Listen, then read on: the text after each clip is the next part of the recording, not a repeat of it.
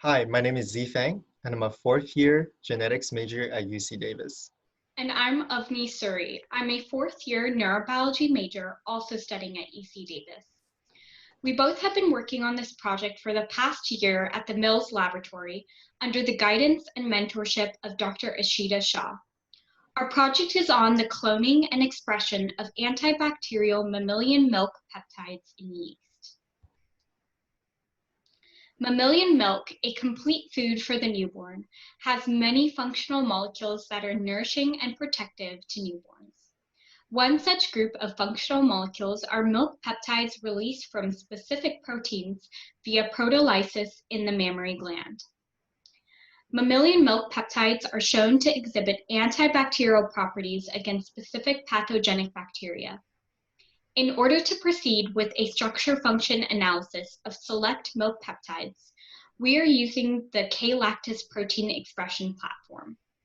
This strategy would allow for sufficient quantities of secreted peptides for downstream antimicrobial assays. We will now go into the methods. This is the map of the E. coli K-lactase shuttle vector that we used. As you can see on the map, there are multiple restriction sites to choose from. This is where we will cut the vector to insert our sequence. We chose XHO1 and NOT1 as our restriction enzymes to incorporate an oligonucleotide sequence that would encode our peptide of choice. You may notice here that there is a SAC2 site, which we will return to when discussing the transformation. Here are the steps that we did for the expression of our vector. We began with the annealing of the complementary oligos, followed by a gel purification of them. After purification, the annealed and doubly digested oligos were ligated into similarly digested PKLAC2 expression vector, which was shown on the last slide, and then promptly transformed into E. coli. Using the plasmid mini-prep procedure, we extracted our transformants and then sent them to the Davis sequencing facility to ensure the vector received the insert of our choice. My colleague Z is going to walk you through the graphical representation of our results. Here we have the sequencing data from one of our E. coli transformants. We can see that our sequence of choice was successfully inserted within the XHO1 and the NOT1 site, as highlighted here in the gray section. The rest of the plasmid backbone is in white. This is what the recombinant DNA looks like at the sequencing level. We then digested the vector at the SAC2 restriction site, as was mentioned on the original plasmid map.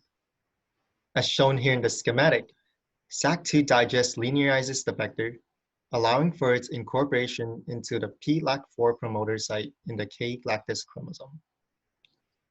Once genomic insertion occurs, our gene of interest along with acetamidase is integrated as an expression cassette.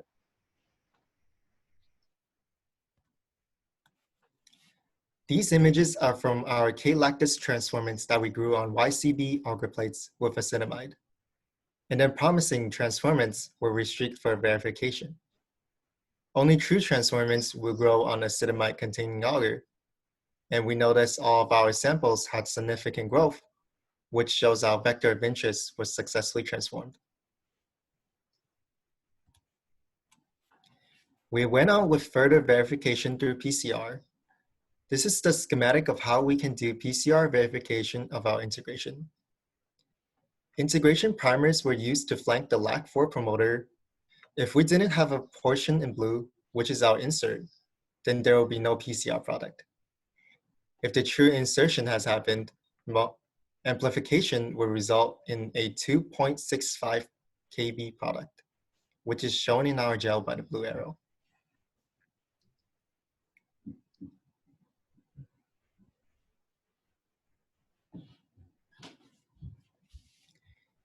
Here, we did a spot assay of K-lactase supernatants. The peptide production is induced by addition of galactose in media. Secreted peptides are concentrated using a speedwhack, which is then spotted onto bacterial lawn to see if there is any antibacterial activity. On the right, we included a schematic of the plot assay to account for our actual picture being not very clear. However, the initial picture did successfully show verification of the supernatant's antibacterial activity. We would do subsequent experiments to confirm antimicrobial activity. However, due to the COVID shutdown, we were unable to proceed with these experiments.